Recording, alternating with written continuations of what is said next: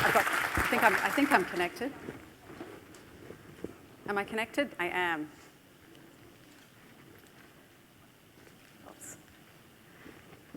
This was me just over 2 years ago. I took a leap of faith. I jumped off a haystack. Yes, a haystack. You don't see many of these in Hong Kong. This was in Japan. I was trying to one-up my son, who had just jumped off this haystack, but he'd done a ninja jump, a soft jump. He was wearing shoes. I'd given a lot of thought to this jump. I'd taken off my shoes, which were flip-flops. I'd thought about how I was going to position my body when I was coming down and where I was going to jump to. Unfortunately, despite all of that, it didn't quite work out the way I had expected it to. I ended up smashing my foot into smithereens, resulting in me being in a wheelchair for 3 months, crutches for another few months after that, and weekly physio to this day. I don't know if you saw me just over there. I was taking these shoes off. This is a real challenge for me wearing heels today. And as I'm trying not to look at that picture, I still shudder when I look at that picture.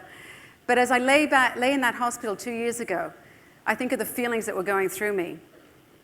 I was angry, I was frustrated, I felt helpless. I kept saying things like, how could I have been so stupid to jump off a haystack just to get a perfect photo? I should have known better. Unfortunately, those feelings were not helping me move forward. I was going deeper and deeper into a pity pit of, well, self-pity.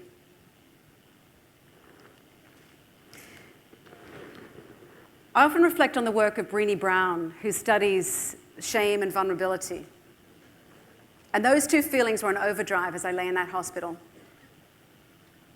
But I now realize it was my acceptance of those feelings that allowed me to breathe through them and open myself up to accept the support of those around me. My motivation at the time to move forward, to do something different, was my children. I have 3 young kids, and at the time, my little one had just turned 3. And they wanted their mum back. They wanted their mum back to be able to do the things I used to do that gave me great joy, things like skiing. This was me actually skiing a year after the accident. So it was my children that drove me to change my focus from all the things that weren't working for me, all the things that I couldn't do, to focusing on the things that were going right, the things that I could do back then. So I changed my mindset.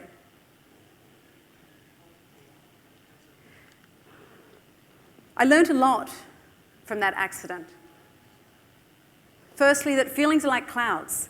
They move, they change. Secondly, that it's okay to fall and ask for help. And this was my biggest learning. This was really hard for me to accept help.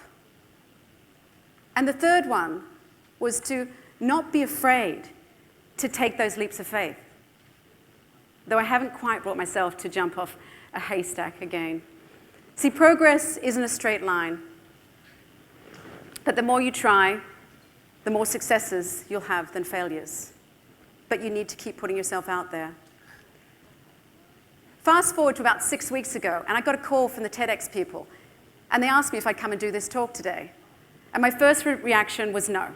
There's no way I can do it. I'm too busy. I can't do it. And when I unpacked it, I kept coming up with all these reasons as to why I couldn't do this talk. But the bottom line was fear. And they were just excuses that were getting in the way of me doing something that I really wanted to do. You see, day in, day out, what I do for a living is I coach people to put them in the driver's seat, to help them move forward to a place of optimal functioning or flourishing. And so I thought to myself, if I couldn't do it, if I couldn't put myself out there, how could I possibly sit in front of these people that I work with and encourage them to do that? So here I am today, taking a leap of faith, going first, and putting myself out there. See, I believe in life that we have 3 choices. We can keep going straight ahead. Keep doing what it is that you've always done. but don't expect a different outcome. If you always do what you've always done, you're always going to get what you've always got. So if you're not happy with what you've got, then you need to do something different. Or you can turn left. Stick your head in the sand and say, it'll all get better once I finish high school, once I finish college, once I get a job, once I get a boyfriend, once I get a girlfriend, once I get married, once I retire, or in my case, once I walk again. But that's not realistic because you're not proactively taking steps towards your goal. Or you can turn right and work out where it is that you're headed, where it is that you want to get to, and what innate strengths you have within you to actually drive you forward to get to that place. So I chose to turn right back then when I was in the hospital and focus on those things that were working for me. I had a strong support team around me. I had a great job that didn't require me jumping off haystacks. I could do it in a wheelchair. And I pushed forward. I want you to imagine that there's a tree in front of you. Just imagine there's a tree in full bloom, full of leaves. Perhaps there's fruit on your tree, perhaps there's flowers, perhaps there's butterflies moving around this tree, perhaps there's birds. The sun is shining down on this tree. The tree is open to all the rays of that sunshine. It's open to the elements. This tree is what we call flourishing. You see, human beings are the same. Human beings are naturally wired to want to grow and to thrive. We actually have this within us. This is not some phantom thing. We have it within us. For the most part, people are coping. They're in the middle. Perhaps you're at school, you're getting good grades, perhaps you have a job, you're earning a salary, you have a family, your kids are getting up every day, going to school. You're doing okay, you're coping. But is that all there is to it? Is that enough? Is it? Is that enough? Is there more? When I first started out as a therapist, I focused on the symptoms. I focused on the things that weren't working in a person. And I treated the symptoms. But I felt like I was playing a game of that whack-a-hippo, you know, the one where it pops up, the hippo pops up and you bang, bang, bang. So I'd treat one symptom, another one would pop up. So traditional psychology focuses on taking someone, say, from a -8 to a -2 to a state of coping. Whereas positive psychology, the work that I do, takes someone from that state of coping where they're doing okay and moving them forward to a place of flourishing or optimal functioning. If I was to say to you that you have no diagnosed illness, does that mean you have well-being? In the absence of ill-being, do you have well-being?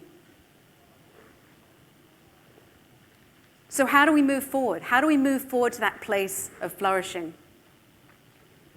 We start by focusing on the things that are working.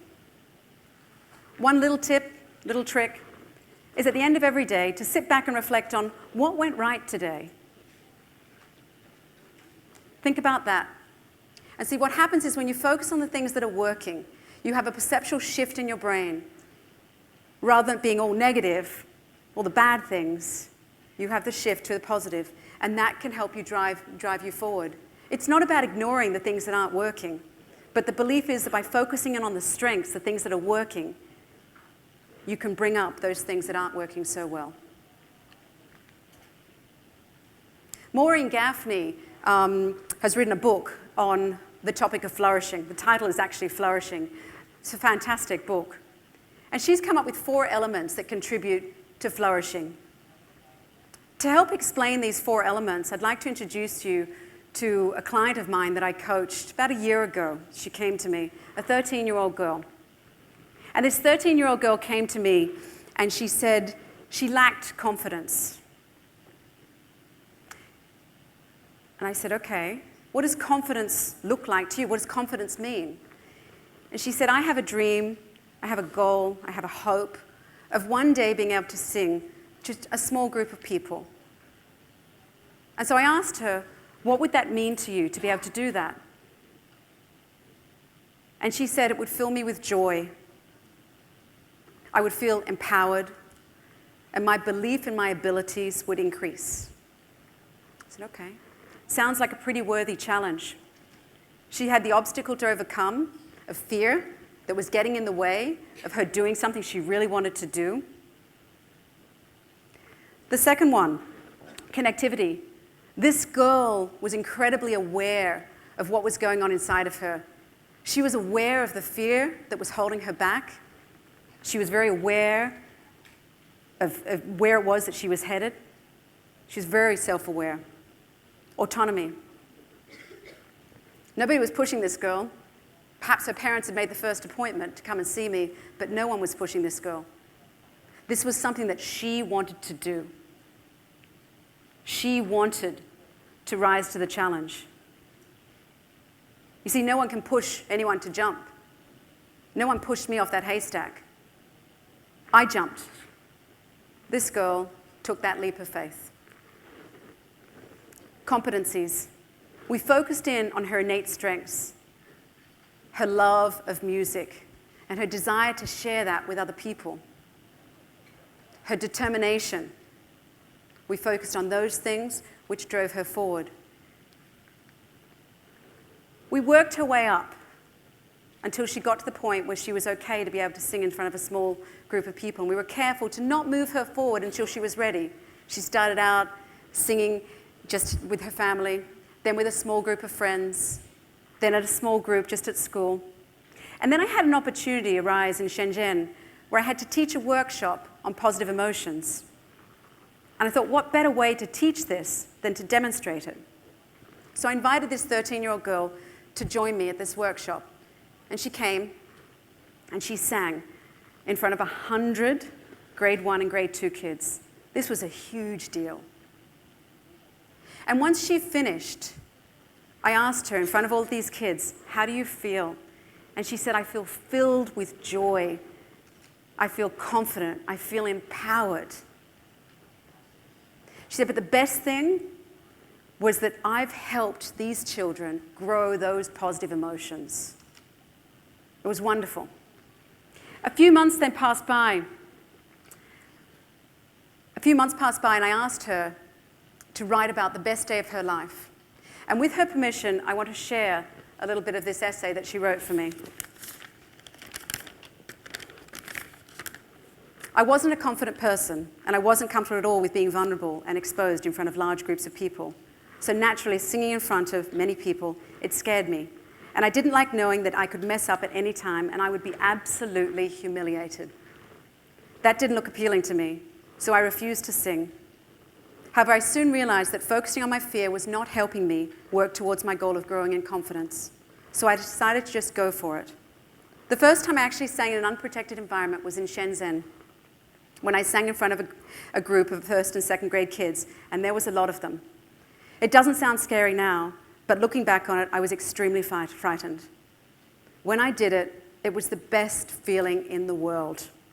It was an amazing feeling. And after that, I knew I had to keep going forward.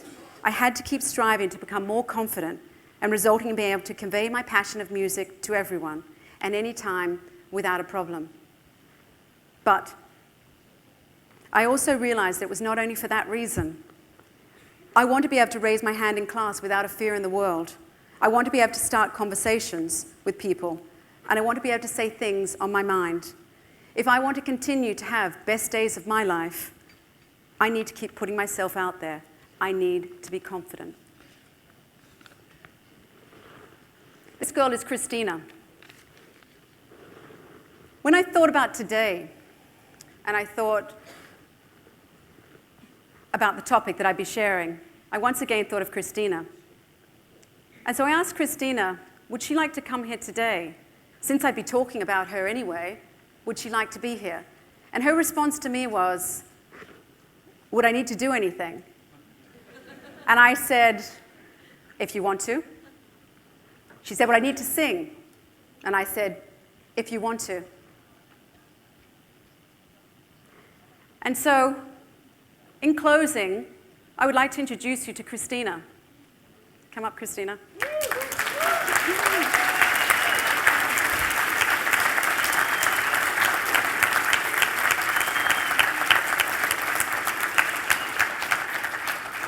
who once again is going to put herself out there. And in closing, if you don't put yourself out there, you may never unlock the potential to move beyond coping to being better than okay. And Christina is well on her way towards flourishing.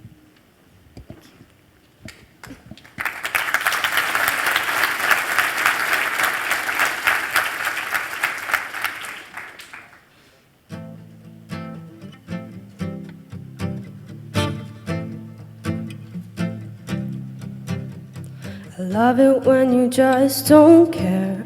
I love it when you dance like there's nobody there. So when it gets hard, don't be afraid. We don't care what the people say. I love it when you don't take no. I love it when you do what you want, 'cause you just said so. Let them all go, hold me out late. We don't care what them people say. We don't have to be ordinary. Make your best mistakes, 'cause we don't have the time to be sorry. So baby, be the life of the party. I'm telling you to take a shot. It might be scary, hearts are gonna break, 'cause we don't have the time to be sorry. So baby, be the life of the party. Come out tonight, come out tonight. There's no one standing in your way. Come out tonight, come out tonight. We don't care what them people say. We don't care what them people say. We don't have to be ordinary. Make your best mistakes, 'cause we don't have the time to be sorry. So baby, be the life of the party. Yeah, yeah, yeah. Life of the party.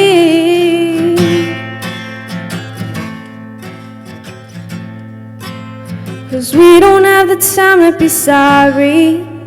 So baby, be the life of the party.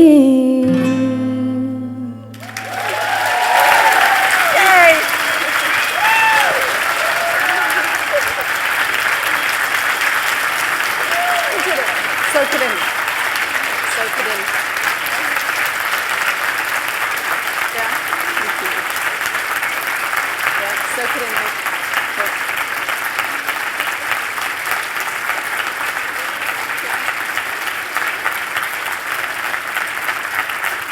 Can I just ask one last question? Christina, now that you've done this is just a little bit more than 100 people, about 1,000 here. How do you feel now? Very proud and happy. Yeah. Thank you. Thank you. Have this one.